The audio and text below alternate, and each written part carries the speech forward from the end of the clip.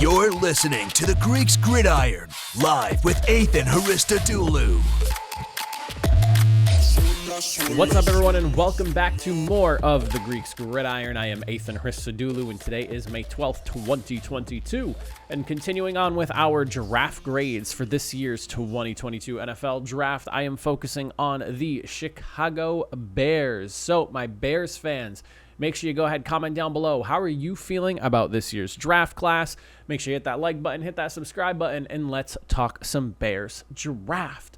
The Bears had a ton of selections in this year's draft class. They had 3 in day 2 and then a whopping 8 picks in day 3. So an 11 count total. Plenty of youthful talent coming in here. We're going to break them all down. We'll talk about them. They didn't have a first round selection this year because of their trade up for Justin Fields last year, but we will actually include that in the grading as well, because while, they didn't select somebody in the first round, that selection was used by the Bears essentially last year to get a quarterback. So we'll start with day 3. We'll break down a handful of these picks that they have here in day number 3. We won't go in depth to all 8 guys because we'll be here all day talking about them, but we'll give a general summary of day 3.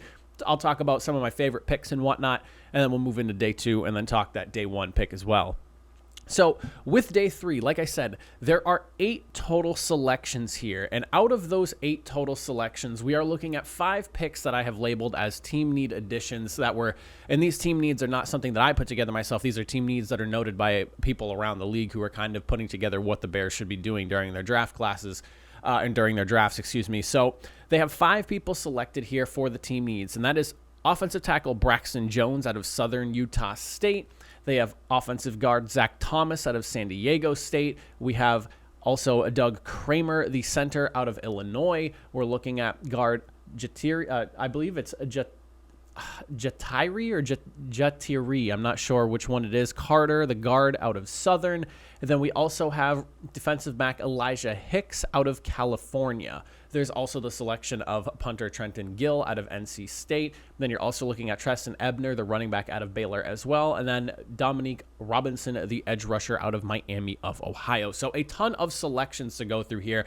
Now, with all these picks, some of my favorite coming out of this group has got to be the first 2 selections that they had in day number 3 in pick 25 and 31 of round number 5, which is Braxton Jones, the offensive tackle out of Southern Utah State. This guy has great size and explosiveness. I gave the pick a B- just because I thought he was a really good selection to be getting in round number 5 of day 3. He also just really needs to work on his technique. I mean, he has all the physical traits and everything that you want to see from a guy that's probably going to be playing offensive tackle. It's more or less just putting together the technical skills for him, and technique is something you can teach. You can't really teach size and, athleticism and things like that. Like, you can only work on that so much in terms of athleticism, and you can only be born with massive size. So he is a great piece that you can bring into the team and hopefully mold into an eventual, maybe starter on the offensive line.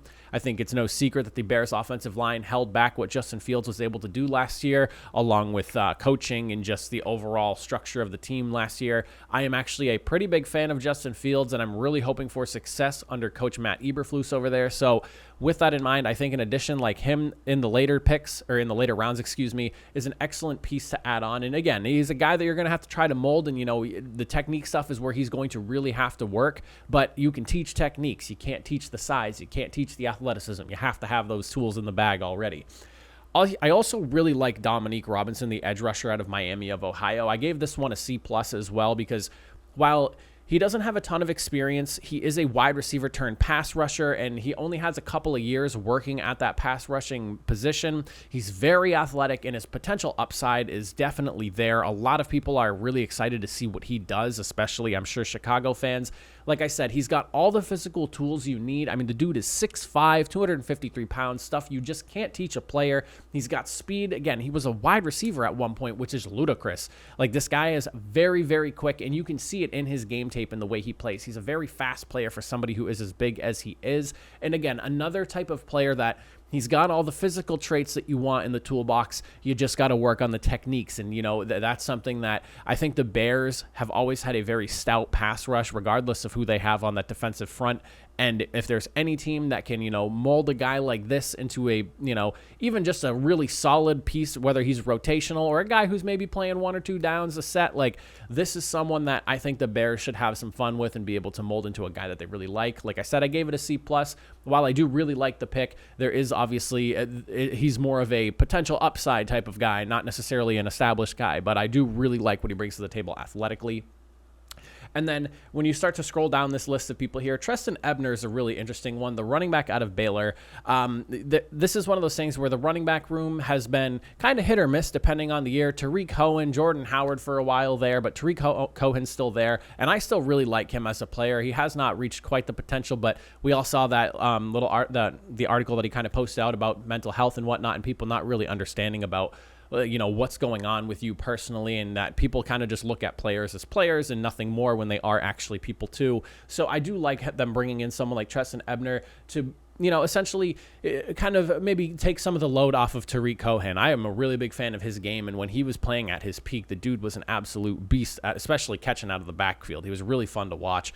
But Ebner, he's a really good mismatch against linebackers. He's actually a really solid route runner himself, so he does that passing game stuff himself as well. He does need some work in terms of pass blocking. His form and his sets are not necessarily exactly where you'd want them to be for a third down running back who's blocking a rusher or something. But overall, an excellent depth pick here as well. And then going through some of the remaining picks here, and I'll kind of jump down just a few people here because I do want to get to my head scratcher and I don't want to spend all day on day 3 here. Doug Kramer, center from Illinois, is a good depth piece. Like I said with Carter from Southern as well, he's also a really good depth piece. I love that they added a ton of people on the the offensive line. You're bringing in a ton of guys who are like bodies and potentially might not even be on the roster come week 1, but there's a clear commitment there to try to, look under every single stone and see what you can find and try to fortify this offensive line. And even if like 1 or 2 of these guys, end up staying on the roster and only one of them ends up being a starter or a guy who's playing a decent amount of play time, like you at least hit on a couple of guys here that you can use and start to try to fill out that O-line, because there is still work that needs to be done, in my opinion, and I'm sure some other people would think so as well. But I do like the commitment, and it does raise some of these grades a little bit here because I take team needs into very serious consideration when I do these draft grades, and I typically grade up teams where maybe they could have taken a slightly better player at the spot, but they address a team need, and it's baffling to me when, especially when you get into those later rounds, that you just kind of ignore team needs and try to take the absolute best player that's sitting there. Like, no, if you have a poor offensive line, bring some bodies in, find that diamond in the rough on the offensive line that you need. And I really like that the Bears kind of committed to that. The one interesting selection here all the way at the end in round 7 at pick number 34, he was pick number 255 overall, is Trenton Gill, the punter out of NC State. He has pretty solid hang time with his punts, but when I was reading about him, and this is in a couple of different places, he's noted for really being inconsistent with his ball strike, and his punts tend to pull to the left fairly consistently. I mean, maybe the special teams coaches can kind of help him adjust that, and maybe if he's learning behind a veteran, he can kind of figure out what is it that I'm doing wrong to that like essentially shanks my punts over to the left, because if you can't aim your punts as a punter in the NFL and you're just kind of kicking them to the left all the time, like that kind of takes some of the surprise element out of that, and that's not a recipe for success in the NFL. Like, you need a punter who can control his kicks, and if he needs to punt it to the right, he's going to punt it to the right. If he's going to try to coffin corner it to the left, like he's going to do so. So interesting selection there. I gave it a C-. I'm not really sure why they ultimately went for him, because he's probably someone you could have just gotten as a UDFA. I don't think anyone is really gunning for a punter with the final 7 picks in the draft. So, I mean, unless they got tipped off by somebody that there was another team and then those last 7 picks that were looking to do so. But, I mean, there was only 262 picks in this year's draft. I think you could have maybe just, again, selected a guy that's a body that is in a position of need and could have hoped to get the best out of him that you probably missed out on once the undrafted free agents started signing.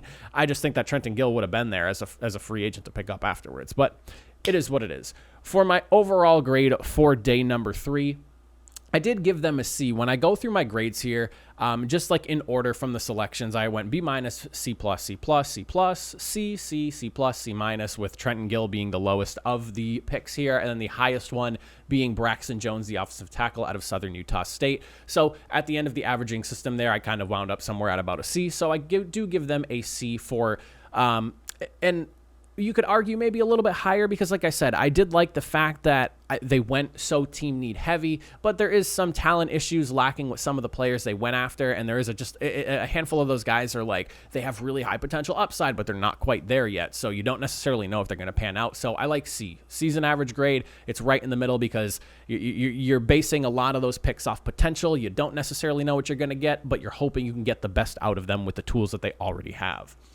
Going into day number 2, we're looking at 3 picks here. We have Kyler Gordon, the cornerback out of Washington, in round number 2 at pick 7. Safety Jaquan Brisker out of Penn State. And then you also got Velus Jones, the wide receiver out of Tennessee.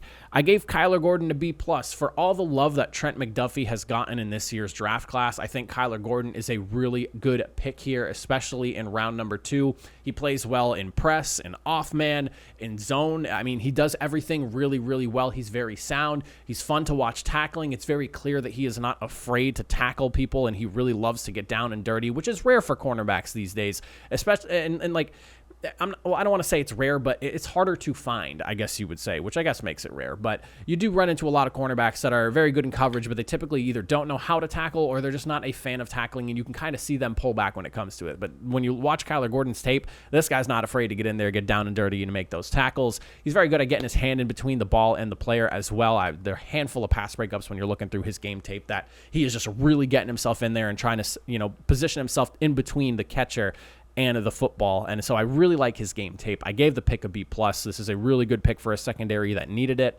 The Jaquan Brisker pick out of Penn State, I like this one as well, and I honestly like this one more than the Kyler Gordon pick because I was a big fan of Jaquan Brisker coming out of this draft class here, and I gave this pick an A. This is an excellent addition for the Bears secondary. He can play box, he can play post, he can play slot safety roles, he can do literally everything that you need him to do in terms of like, where can I line up this safety? He's more than likely played that spot. He has played in a ton of areas. He's a sure, mean tackler. He goes in for those hits and he lays people out as well. He has a massive near 10-inch hands. He sniffs out screens and he reads out misdirects really well. He also reads out misdirects very well is what I was trying to say there. But yeah, the massive hands things. Dude has almost 10-inch hands. Like if he can just kind of, because there are a handful of interceptions that I feel like he kind of left out on the table, especially his final season. If he can just kind of, get that catching in order, he should be someone who should be able to make some pretty impressive interception grabs or even just high-pointing balls and things like that on 50-50s. The guy's got massive mitts, but overall, between his coverage skills, his versatility, his mean streak as a tackler, he is a very Bears-esque type of guy. I really like what he brings to the table, and it's really not surprising to me that the Bears went after him and brought him in, considering the type of players that they like. And also, I feel like their history at safety, this is a guy that fits the mold of a Chicago Bear. And out of everyone in this draft class, Jaquan Brisker is probably my favorite pick for the Chicago Bears. You guys got a really good one here, hence why I gave them the A pick, or the A grade for the pick. And then for the final selection in day 2, in round number 3 at pick 7, wide receiver Velus Jones out of Tennessee. You're more so banking on his potential here than anything else. He is going to be a 25-year-old rookie, so that did kind of make me drop his grade a little bit here. But, I mean, the guy has awesome rack ability. He has 4.31 speed that not only is done in shorts, but also translates on his game tape as well. If you see the way he moves much faster than everyone else that is around him, and I'm excited to see how he can carry that over into the NFL, coupled with the fact that he is a return specialist, and knowing the Bears' history with return specialists having one of the, or honestly, in my opinion, the greatest of all time return specialists in Devin Hester himself. I think bringing a guy like this in, Bears should know how to utilize him. They have history with guys like this. He'll be an interesting one to watch. He is a little bit older. He's going to be 25 as a rookie, so that's something you're not necessarily a big fan of because he's already kind of he's in his mid-20s at this point already coming out of the draft. So hopefully he can put it all together and he's ready to roll. But I think Velus Jones should be a solid number 2, 3, somewhere around there option. He shows some pretty good hands as well, but it's his speed and his athletic ability and his run after the catch that you're really bringing him in for, and you're hoping that, he's a game breaker. He's someone that you can hit on a slant and he'll make a couple of guys miss and maybe take it to the house, or, he's going to hit you on an in route that he's just going to cut through so quickly. He'll leave the cornerback in the dust and maybe rip for more than just 10, 15, 20 yards, things like that. But he does bring some good attributes, to the table. C+ is the grade that I gave for him. As for the overall grade for day number 2, I did give the Bears a B when I averaged them all out. That was the letter I settled at. I do like this day 2 round of group of guys in these couple of rounds here. I think the Bears made some really good picks. And like I said, Jaquan Brisker, he is probably one of my favorite selections in this draft, going to Chicago and just where he went, like for value and also playing ability. Like, this guy is an awesome pick for the Bears, and I'm really excited to see what him and, of course, Kyler Gordon does as well. I think those two will be great additions for the secondary over there in Chicago. Then for the day 1, that round 1 pick number 7 that was traded away, the Bears were the ones who made the selection with that pick. They were able to get Evan Neal with it. It would have been nice to see the Bears maybe draft Evan Neal themselves at pick number 7 in this year's draft, but it was traded for Justin Fields. I give the pick a B+, because you did go after and get your guy last year, even though it was the previous regime that made the pick. You got a guy who has a lot of potential upside, and I don't really think that Justin Fields got quite a fair shake last year.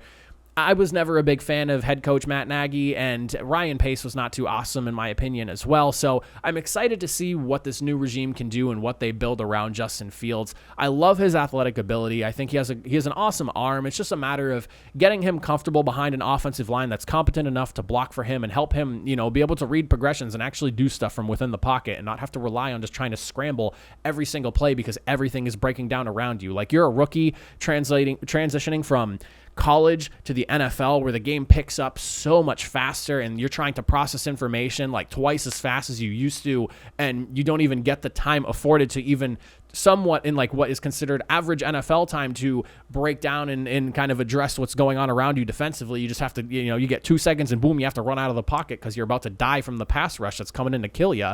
Like, I'm excited to see what Justin Fields does. I'm definitely one of those people that is on the Justin Fields boat. I want to see what he can do.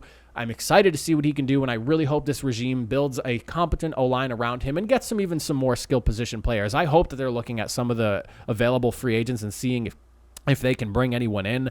Like, I think Jarvis Landry would be a fun pick to see, or fun player to see them bring in. If they're able to convince him to come and play with Justin Fields, that would be an exciting little piece to add to this offense here, even if it is only for just like a 2-year, maybe 3-year type deal where he's just kind of being the bridge for Justin Fields, a veteran for him to learn and kind of grow with. I would like something like that to happen.